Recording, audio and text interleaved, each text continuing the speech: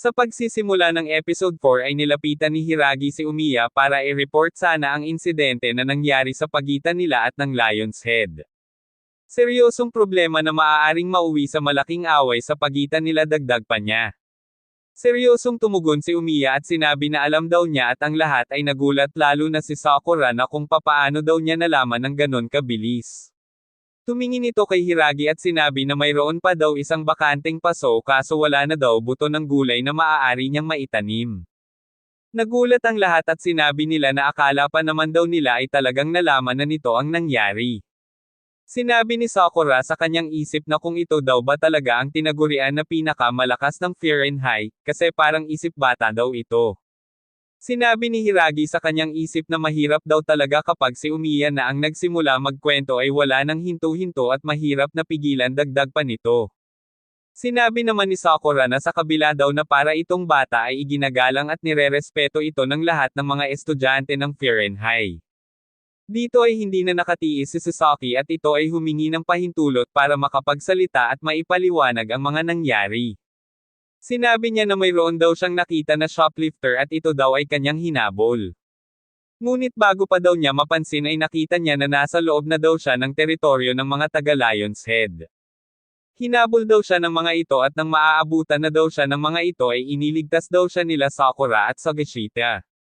Ang nangyaring insidente daw ay maaaring magsimula ng malaking away sa pagitan nila, kaya siya daw ay humihingi ng kapatawaran sa malaking gulo na kanyang naumpisahan, sabi pa nito.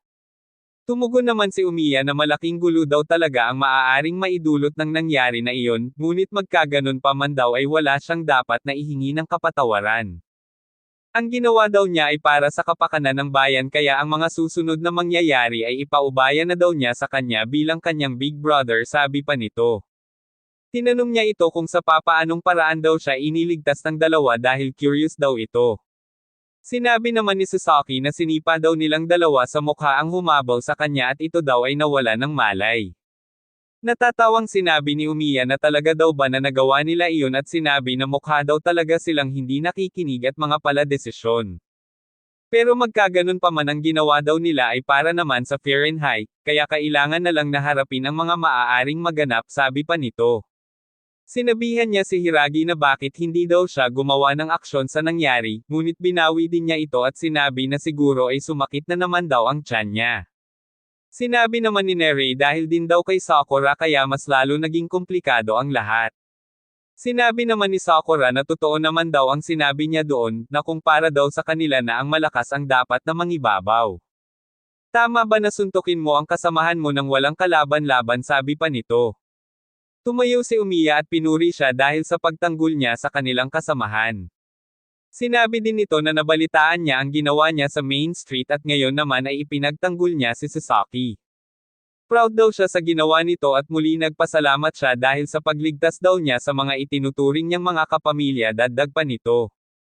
Hindi maipaliwanag ni Sakura ang kanyang nararamdaman pero malinaw na sa kanya ngayon kung bakit malaki ang respeto at tiwala ng mga taga-Firen sa kanya. Sinabi pa niya na pakiramdam daw niya ay mas ligtas siya kapag kasama niya ito, dagdag pa niya.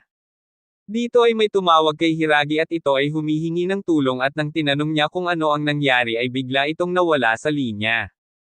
Maya-maya ay may narinig sila na may tumatawag mula sa labas ng paaralan at hinahanap si Umiya. Pagtingin nila sa baba ay nakita nila ang isang taga Lion's Head at hawak nito sa kanyang mga kamay ang isang lalaki na taga Firen. Nagpakilala ito na siya daw ang leader ng Lion's Head at siya daw ay si Tomiyama Choji. Hinahanap niya si Umiya at hinahamon niya ito ng isang one-on-one na laban. Sinabi ni Neri na malamang kaya daw andito ang leader ng Lion's Head ay para bumawi sa kanilang kasamahan. Sinabi naman ni Sakura na kung si Togame ang pangalawang leader at ang nasa baba ay ang leader, ibig sabihin daw ay mas malakas daw ito kaysa kay Togame. Dito ay hinarap siya ni Umiya at tinanong ito kung ano daw ba ang kailangan nito at bakit kailangan pa daw niya nasaktan ang kanyang mga kasamahan.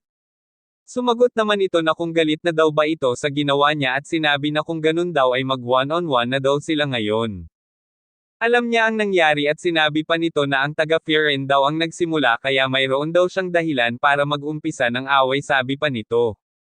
Sinabi naman ni Umiya na ang ginawa niya sa kanyang mga kasamahan ay sapat na, kaya sa palagay daw niya ay nakabawi na ang mga ito.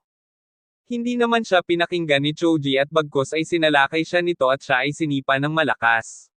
Nagawa naman niyang mablock ang sipa na ginawa nito at sinabihan siya na tulad ng dati ay wala pa din daw itong pasensya. Sinabihan lang siya nito na pagkakataon na daw niya na siya ay gumanti dahil siya na ang nagsimula ng pagsalakay kaya mayroon na daw siyang dahilan para lumaban. Tinanong siya ni Umiya na kung bakit daw ba gustong-gusto nito na makalaban siya ng one-on-one. Sinagot naman siya nito at sinabi na simula nang naging leader siya ng Lion's Head ay parang boring na daw para sa kanya ang lahat. Sa kabila ng pareho silang leader ng magkaibang grupo siya daw ay palaging masaya at unfair daw yun para sa kanya. Kapag natalo daw niya ito ay gusto niyang hawakan ang buong Frieren at susunod ito sa lahat ng ipag-utos niya dagdag pa nito. Dito ay ipinakita na dumating ang mga taga Lion's Head at sinabihan si Choji na kung bakit daw ito lumalakad ng mag-isa. Sinabihan siya ni Togame na ang hakbang daw na ginawa niya ngayon ay hindi mareresolbahan ang mga problema na nangyari. Dapat daw ay nakikinig muna ito sa kanya bago ito gumawa ng kahit na anong hakbang sabi pa nito. Nakita niya si Sakura at tinawag niya ito na Reverse at tumugon naman si Sakura at tinawag naman siyang Shaggy. Sinabihan niya ito na kung naparito daw sila para magsimula ng away ay hindi daw siya papayag ng ganun lang at ibibigay daw niya ang gusto nila. Sinabi naman ni Togame kay Choji na ang pagsisimula ng gulo sa ganitong sitwasyon ay hindi daw pabor para sa kanila. Itinuro niya ang likuran at nakita nila na ang lahat ng estudyante ay nakabantay sa mga maaaring mangyari at kapag nagkataon daw ay sila ang madedehado sabi pa nito. Dito ay sinabi ni Umiya sa lahat na walang makikialam at sinabihan niya si Choji na tinatanggap daw niya ang hamon nito. Sinabihan din niya ang ibang kasama nito na lumayo at kung maaari daw ay walang makikialam. Sumagot naman ang isang taga Lion's Head at sinabi nito kung sigurado daw na lalaban siya at baka mapahiya lang daw ito sa harap ng kanyang mga kasamahan. Sinagot naman siya ni Sagashite na manahimik daw siya baka siya daw ang unang mapahamak sabi pa nito. Sumagot naman ang isa na recognize nito na isa siya sa mga kasama sa naganap na insidente kanina sabi pa niya. Sinagot naman siya ni Hayato at sinabihan siya na mukha daw itong matikas pero ang cute daw niya magsalita sabi pa niya.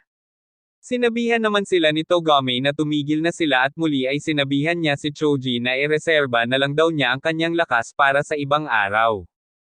Tumingin siya kay Umiya at kinutya niya ito at sinabihan na madilim na din daw, kaya pangit naman kung hindi daw makikita ng mga tao kung papaano daw niya wasakin ang mukha nito. Sinabi ni Choji na kung ganun daw total ay lahat naman sila ay involved bakit hindi na lang daw sila magkaroon ng mga one-on-one fight. Sinabi naman ni Togame na maganda daw ang naisip niya at sinabi pa nito ang mga match-up. Sinabi niya na si Choji daw laban kay Umiya, at siya naman daw laban kay Sakura. Sinabi naman ng isa na gusto daw niya makalaban si Sagashite at ang isa naman ay gusto makalaban si Hayato. Sinabi naman ni Umiya na bakit kailangan pa daw madamay ng iba dahil silang dalawa daw ay sapat na, ngunit hindi pa siya natatapos magsalita ay sinabi na nila Sakura na sila daw ay pumapayag. Pagkatapos ay may isang taga Lion's Head ang nakiusap na gusto daw niya sumali at sinabi na gusto din daw niya makalaban si Hiragi. Nagulat si Hiragi nang makita at nakilala niya ito tapos ay sinabi kay Umiya na mukhang may kailangan din daw siyang ayusin kaya kailangan niyang sumali. Sinabi ni Choji na kung okay na ang lahat ay kailangan na daw nila ito umpisahan kinabukasan na mismo. Sa eksenang ito ay ipinakita si Nerei habang iniisip ang magaganap na laban bukas. Sinabihan niya si Sakura na kasalanan daw niya ang lahat kung bakit daw ito humantong sa ganito sabi pa niya. Sinabi naman ni Kotoha na ang labis daw na pag-iisip ay hindi rin maganda ang maidudulot saka siya inabutan ng makakain. Sinabi muli ni Nerei na kung papaano daw kapag natalo sila bukas, ibig sabihin ay katapusan na daw ng Frieren dahil ang hahawak na sa kanila ay mga taga Lion's Head.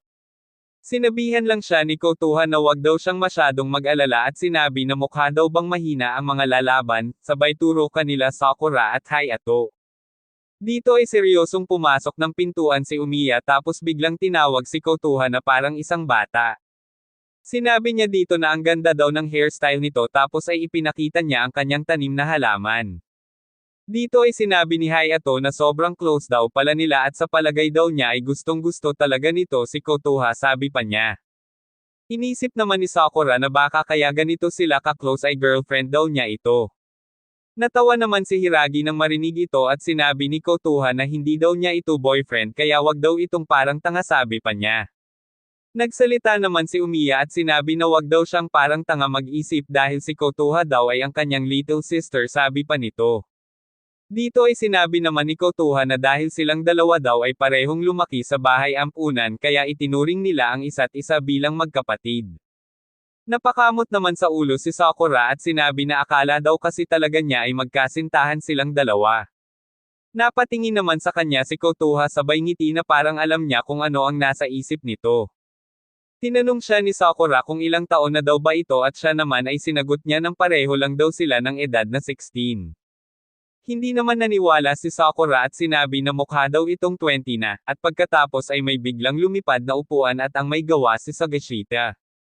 Sinabi din ni Umiya na kung talaga daw ba na mukha na itong 20 tapos ay parang natakot sila Sakura at Nere sa ekspresyon nito.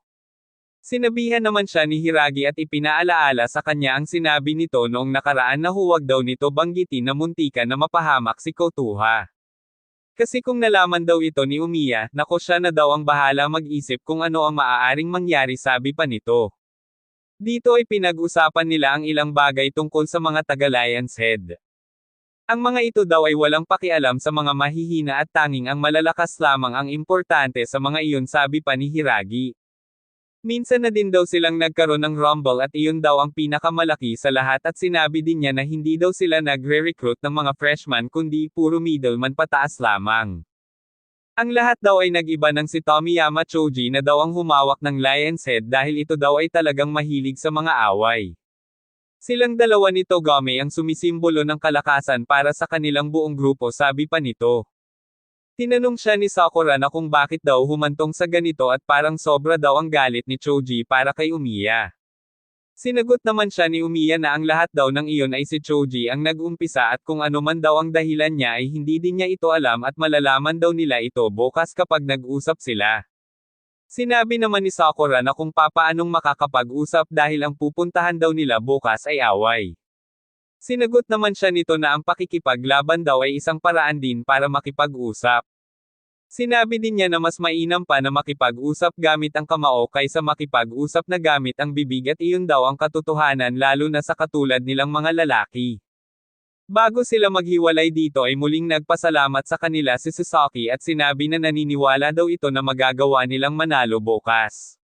Sinabi naman nila na huwag daw itong mag-alala at ipaubaya na lang daw niya ito sa mga big brother niya, sabi pa ng mga ito.